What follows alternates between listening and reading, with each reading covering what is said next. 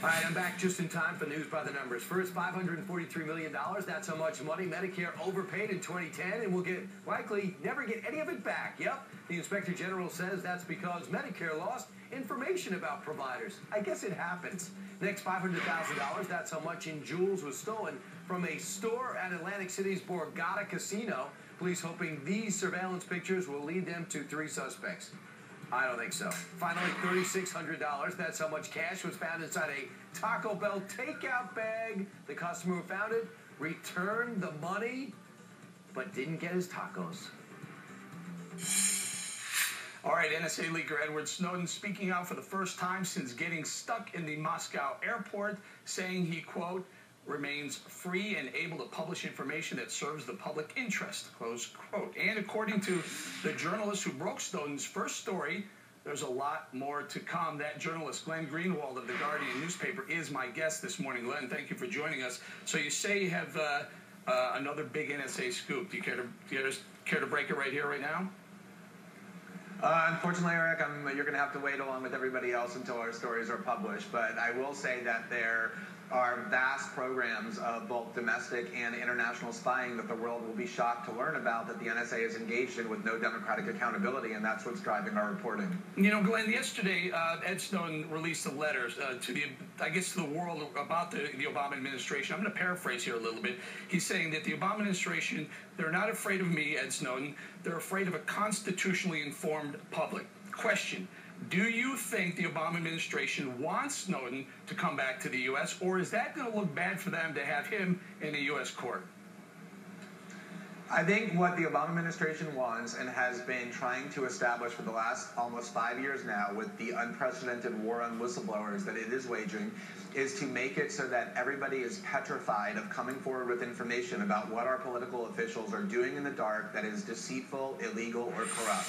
They don't care about Edward Snowden at this point. He can no longer do anything that he hasn't already done. What they care about is making an extremely negative example out of him to intimidate future whistleblowers from coming forward because they'll think that they're going to end up like him. That's their objective. All right, so some of the new news that's breaking as we speak is that Edward Snowden has said that he's going to turn down Russia's offer, Vladimir Putin's offer, to stay in Russia. That would have required him to stop leaking information. He said, no, I don't want to do that. But he's asked for asylum up to around 20 countries or so. Some are saying no.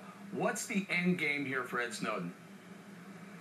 Well, from the very first time that I spoke with him, he said that he completely understood that once he came forward against the U.S. government and the Obama administration, that he would become the most wanted man on earth and would be hunted down by the world's most powerful state, and that he felt it was worthwhile to do that because he could not in good conscience allow this massive spying program aimed at the American people to be constructed in the dark. And he said, obviously, he wants to stay out of the clutches of the U.S. government, given the way that they persecuted whistleblowers. He's obviously trying to find a place where he can do that, but his real goal is to continue to be part of the conversation about why he did what he did, what it is that he saw in the NSA, how these spying powers were being abused, and to continue to make people around the world and his fellow citizens of the United States aware of what their government is doing. Glenn, you've been criticized, specifically David Gregory. I'm going to play this clip. I'd like you to react to it. Go ahead, play the clip on David Gregory.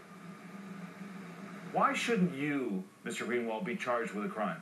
I think it's pretty extraordinary that anybody who would call themselves a journalist would publicly muse about whether or not other journalists should be charged with felony. The scandal that arose in Washington before our stories began was about the fact that the Obama administration is trying to criminalize investigative journalism by going through the emails and phone records of AP reporters, accusing a Fox News journalist of the theory that you just embraced, being a co-conspirator with felonies for working with sources.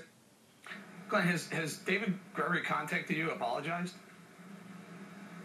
No, he hasn't. There was a New York Times reporter, Andrew Ross Sorkin, who went on television the next day and said I ought to be arrested, and he publicly apologized, but David Gregory has not. But look, Thomas Jefferson 250 years ago said that those who most fear investigations are the ones who attack a free press first. That's why a free press is guaranteed.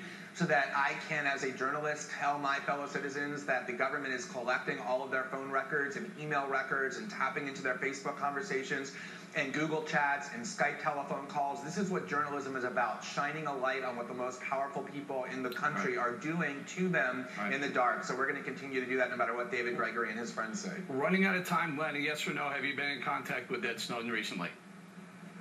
Not since he left Hong Kong. No, I haven't. And last question.